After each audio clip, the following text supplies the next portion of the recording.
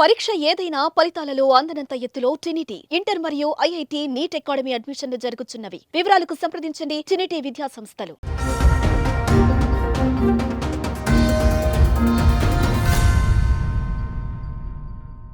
Welcome to Suman TV Karimnagar. నా పేరు స్నేహ. Today Karimnagar bulletin కి స్వాగతం. ముందుగా హెడ్లైన్స్. మహిళా సాధికారతకు ప్రభుత్వం కృషి చేస్తోందన్న కలెక్టర్ పమేలా సత్పతి. విద్యార్థులకు నాణ్యమైన యూనిఫామ్స్ అందించాలని సూచన. రేకుర్తి కంటి ఆసుపత్రిలో మాడ్యులర్ ఓటీ కాంప్లెక్స్ ప్రారంభం. నిరుపేదలు ఆసుపత్రిని సద్వినియోగం చేసుకోవాలని సూచన. కరీంనగర్ జిల్లాలోని పలు ఆలయాల్లో ఉత్సవాలు. తండోపతండాలుగా హాజరై మొక్కులు చెల్లించుకున్న భక్తులు. ఎన్టీఆర్ కు భారతరత్న ప్రకటించాలన్న టీడీపీ శ్రేణులు. జయంతి ఉత్సవాలను విజయవంతం చేయాలని పిలుపు. మహిళల ఆర్థిక అభివృద్ధికై ప్రభుత్వం సహకరిస్తుందని జిల్లా కలెక్టర్ పమేలా సత్పతి అన్నారు. నగరంలోని భాగ్యనగర్, సరస్వతి నగర్లలో మెప్మా ఆధ్వర్యంలో నిర్వహిస్తున్న కుట్టు కేంద్రాలను ఆమె సందర్శించారు. ఈ సందర్భంగా స్కూల్ యూనిఫామ్స్ కుట్టే ప్రక్రియను పరిశీలించారు. యూనిఫామ్స్ తయారీపై నిర్వాహకులకు పలు సూచనలు చేశారు. దారం కట్ కాకుండా డబుల్ స్టిచింగ్ చేసి ఏడాది పాటు ఉండేలా యూనిఫామ్స్ తయారు చేయాలన్నారు. ప్రత్యేక శ్రద్ధతో డ్రెస్సులను కుట్టాలని సూచించారు. స్కూల్ పిల్లలకు అవసరమయ్యే జూట్ బ్యాగులను తయారు చేయాలని కలెక్టర్ పమేలా సత్పతి అన్నారు. జూట్ బ్యాగులు పిల్లలు కొనుగోలు చేసేలా ఏర్పాట్లు చేపడతామని పేర్కొన్నారు. స్కూల్ యూనిఫామ్స్ త్వరగా తయారు చేసి సిద్ధంగా ఉంచాలని సూచించారు. పాఠశాలలు ప్రారంభంలోపు విద్యార్థులకు యూనిఫామ్స్ అందించేలా ఏర్పాట్లు చేస్తున్నామని తెలిపారు. విద్యార్థులు కొత్త వాతావరణంలో అడుగు పెట్టేలా పాఠశాలలను రూపుదిద్దుతున్నాయని చెప్పారు. పాఠశాలలు ప్రారంభం కాగానే విద్యార్థులకు ఉచిత పుస్తకాలు, యూనిఫామ్స్ అందిస్తామని తెలిపారు. ఈ కార్యక్రమంలో కలెక్టర్ తో పాటు incharge MEPMA PD Swarooparani, DMC Srivani, TMC Anitha, సిఓలు, మహిళలు పాల్గొన్నారు.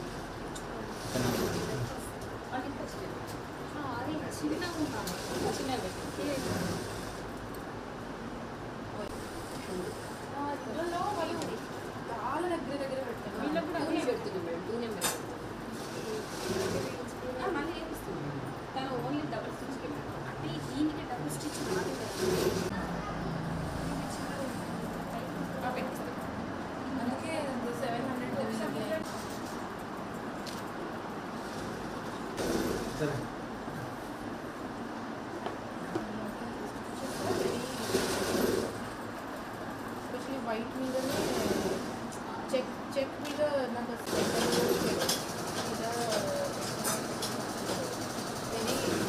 వెరీ వైట్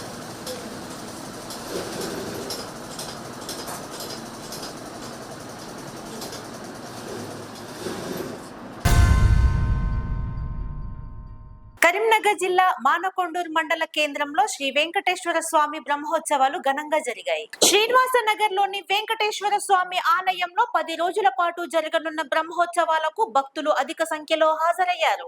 మాజీ ఎమ్మెల్యే ఆరెపల్లి మోహన్ హాజరై స్వామివారిని దర్శించుకొని ప్రత్యేక పూజలు చేశారు.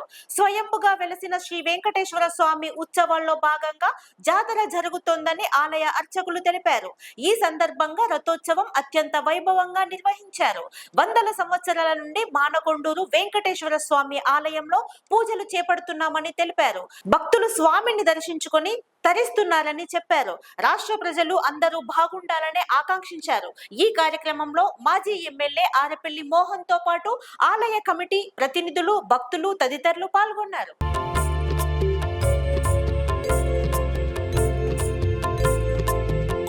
ఎంత కాల కోర్చైనా, ఎంత ముసలోళ్ళైనా, పైసలు ఎవ్వరైనా పంత పైన ఎక్కి వాళ్ళ కోరికలు తీసుకొని గణదీపాన్ని దర్శించుకొని మళ్ళీ ఇక్కడ మన పైన ఉన్న స్వామివారిని రథాన్ని దర్శించుకొని ఇక్కడ ఉన్న చుట్టుపక్కల ఉన్న ఎల్లమ్మ తల్లి గాని, పోషమ్మ తల్లి గాని అన్ని దేవుళ్ళని దర్శించుకొని ఇక్కడ సాయంత్రం వరకు వాళ్ళ యొక్క విందు చేసుకొని మళ్ళా సంవత్సరం సెలవున తల్లి మా పంటలు, మా పిల్లలు అందరూ బాగుండాలని కోరుకొని ఏ పరంగా వస్తు వాహన ఏది కానీ వాళ్ళ కోరిక జరగాలని, పిల్లలు కాకుండా పిల్లలు, పెళ్లి కాకుండా పెళ్లి, వాళ్ళ ఇల్లు గృహము పంటలు కానీ ఎంత కష్టం ఎంత గరీబ్ వాళ్ళైనా ఇక్కడ వచ్చుకుంటే వాళ్ళ పంటలు పండుతాయి, వాళ్ళ ఇల్లు పూలు అయితే 6 పూలు పంట పడతాయి.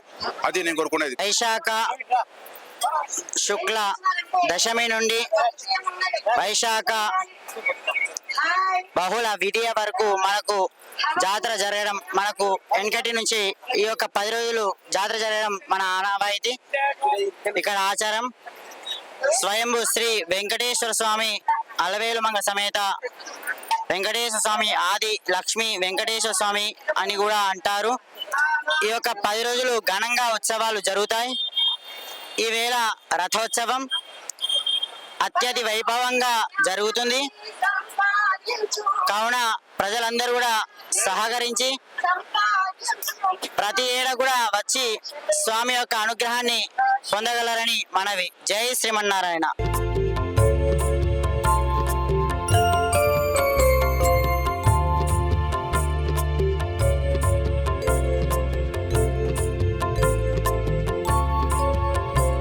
పాత గ్రామ పంచాయతీ పరిధిలోని శ్రీ వెంకటేశ్వర ఆలయంలో మరి రథోత్సవం సందర్భంగా సనాతనంగా దాదాపు ఎన్నో ఏళ్ల నుంచి ఈ కార్యక్రమం జరుగుతుంది.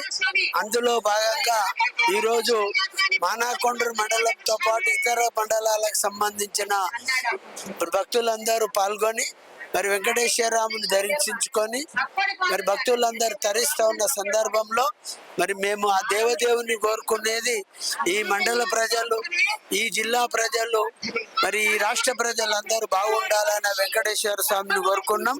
వెంకటేశ్వర స్వామి దీవెనలు, వారి యొక్క ఆశీస్సులు ప్రజలందరిపై ఉండాలని మనస్ఫూర్తిగా కోరుకుంటూ నిరుపేద ప్రజలకు ఉచితంగా కంటి వైద్య సేవలు అందిస్తున్న రేకుత్తి ఆసుపత్రి సేవలను సద్వినియోగం చేసుకోవాలని lions club chairman Jiya Suryaraj అన్నారు. కరీంనగర్ లోని రేకుత్తిలో నూతనంగా ఏర్పాటు చేసిన మాడ్యులర్ ఓటీ కాంప్లెక్స్ ను లయన్స్ క్లబ్ ప్రతినిధి రాజిరెడ్డితో కలిసి ప్రారంభించారు. ఇట్టి కాంప్లెక్స్ నిర్మాణానికి జియా సూర్యరాజ్ దాతగా వ్యవహరించారు. ఈ సందర్భంగా కొండా వేణుమూర్తి సూర్యరాజుకు జ్ఞాపిక అందజేసి సత్కరించారు. రేకుత్తి కంటి ఆసుపత్రి లక్షల మందికి కంటి చూపును ప్రసాదించిందని సూర్యరాజ్ అన్నారు. దాతల సాయంతో ఉచితంగా కంటి పరీక్షలు చేపడుతున్నారని గుర్తు చేశారు.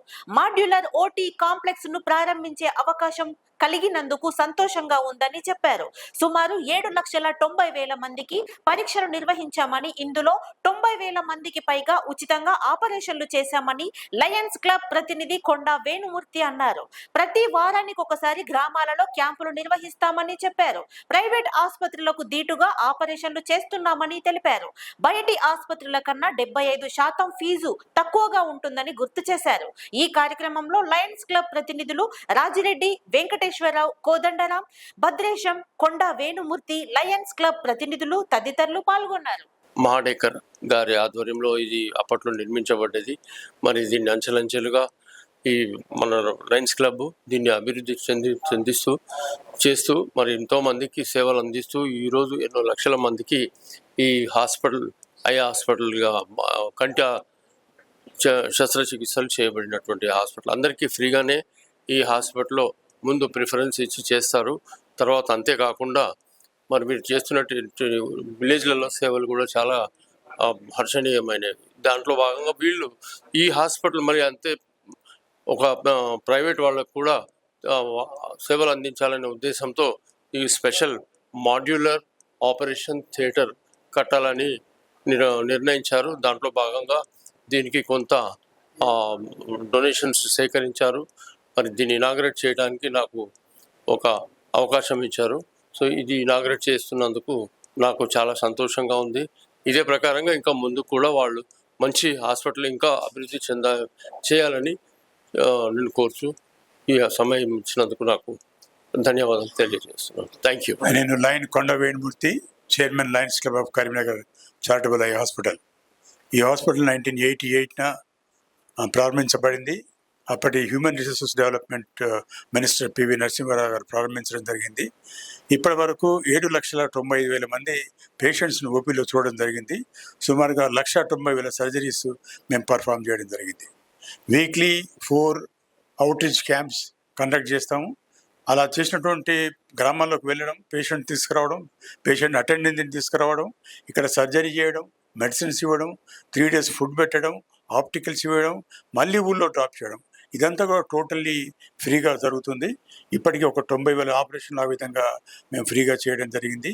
ఇవే కాకుండా క్యాటర్ సర్జరీసే కాకుండా స్పెషాలిటీ డిపార్ట్మెంట్స్ అయినటువంటి రెటినా, గ్లకోమా, స్క్వింట్ 3 కూడా కొత్త డిపార్ట్మెంట్స్ స్టార్ట్ చేయడం జరిగింది.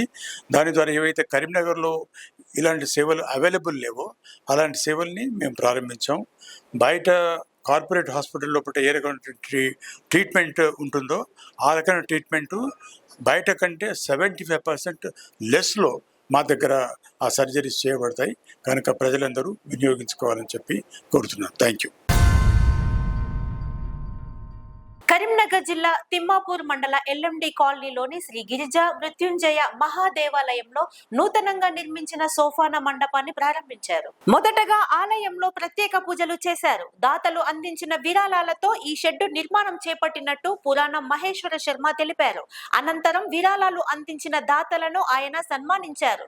ఈ కార్యక్రమంలో ఆలయ చైర్మన్ చల్లా మోహన్ రెడ్డి, ప్రధాన కార్యదర్శి సంగం లక్ష్మణరావు, ట్రెజరర్ జి బాలకిషన్ రావు, కరుణాకర్, మృత్యుంజయ, దేవాలయ సేవా సమితి ప్రతినిధులు, సభ్యులు తదితరులు పాల్గొన్నారు.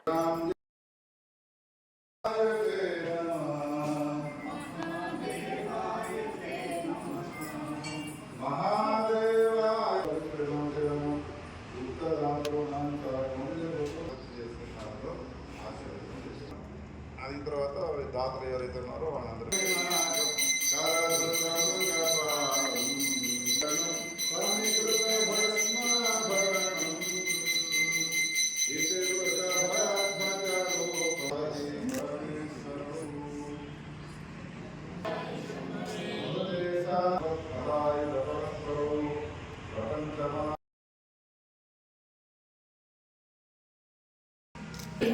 మన కరీంనగర్ శివారులోని తిమ్మాపూర్ మండలం ఎల్ఎండి కాలనీ గిరిజా మృత్యుంజయ దేవాలయంలో అనేక అభివృద్ధి కార్యక్రమాలు కొనసాగుతున్న విషయం భక్తులైన మీ అందరికీ తెలిసిందే.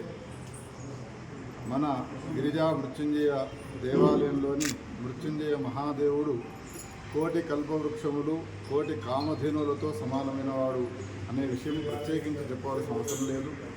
కల్పవృక్ష ఛాయలో కామధేను సమీపంలో నిలబడి ఏ కోరిక కోరితే ఆ కోరికను నెరవేరుస్తుంది, స్వర్గలోకంలో మాత్రమే ఉంటాయి అని విన్నాము.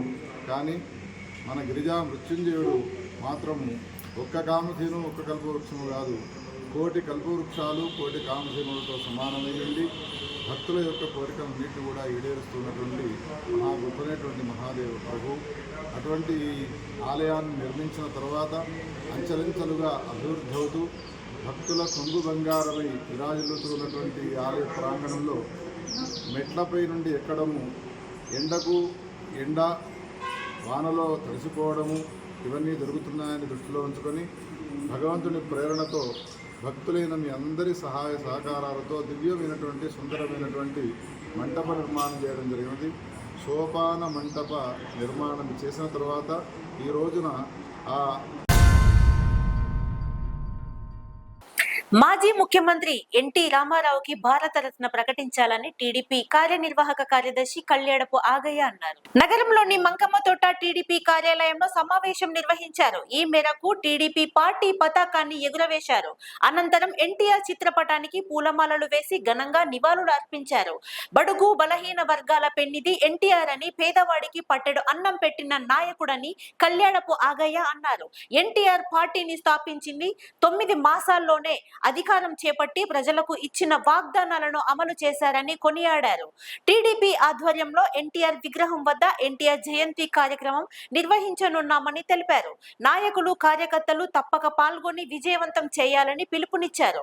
ఈ సమావేశంలో కళ్యాడపు ఆగయ్యతో పాటు సందబోయిన రాజేశం, ఎర్రోజు హయగ్రీవాచారి, టీడీపీ నాయకులు, కార్యకర్తలు తదితరులు పాల్గొన్నారు.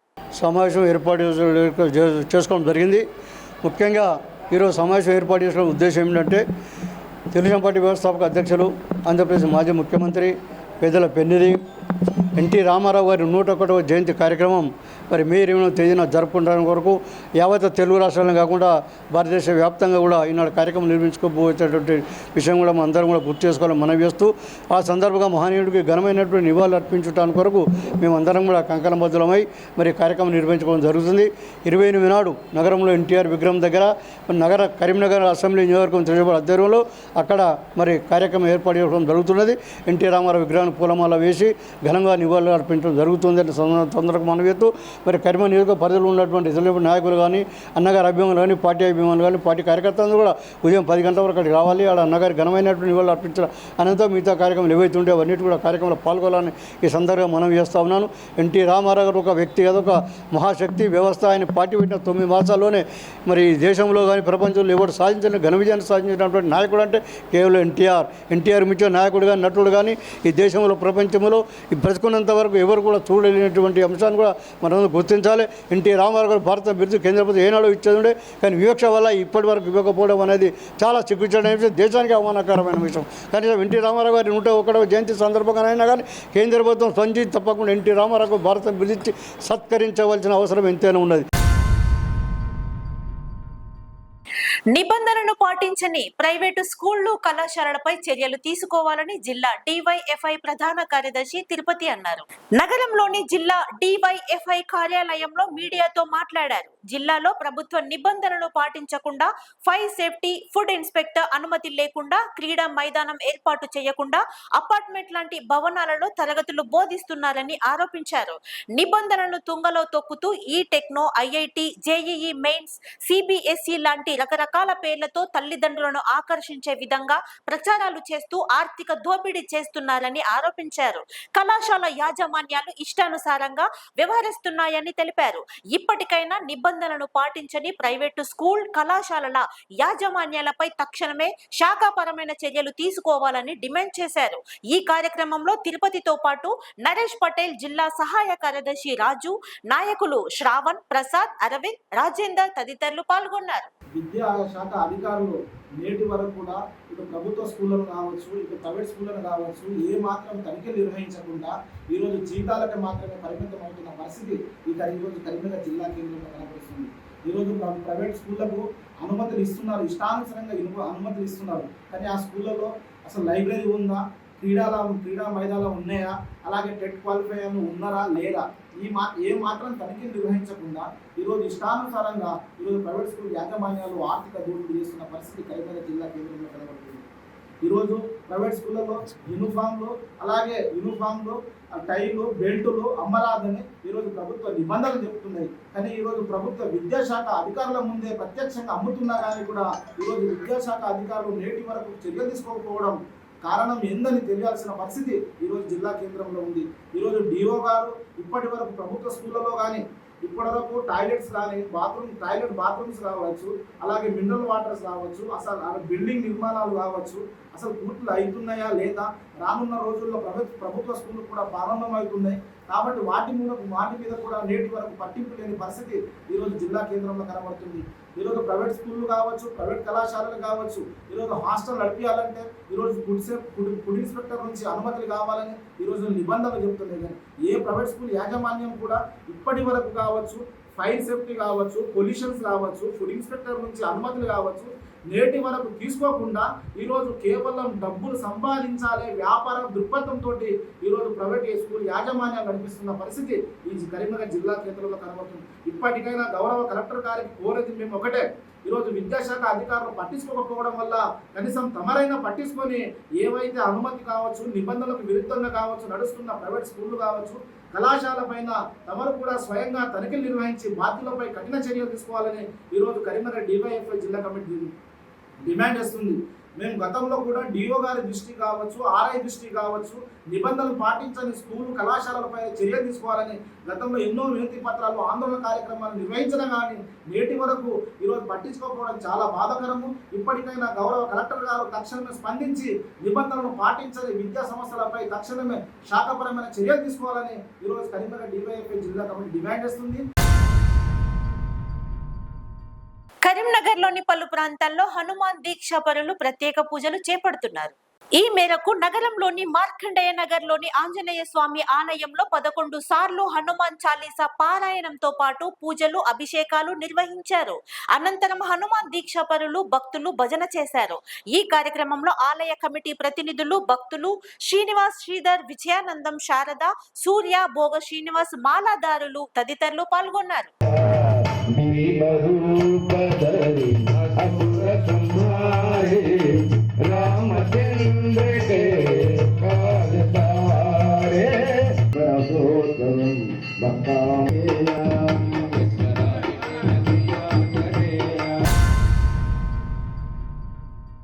ఇంతటితో టుడే కరీంనగర్ బులెటిన్ సమాప్తం. Thank you all.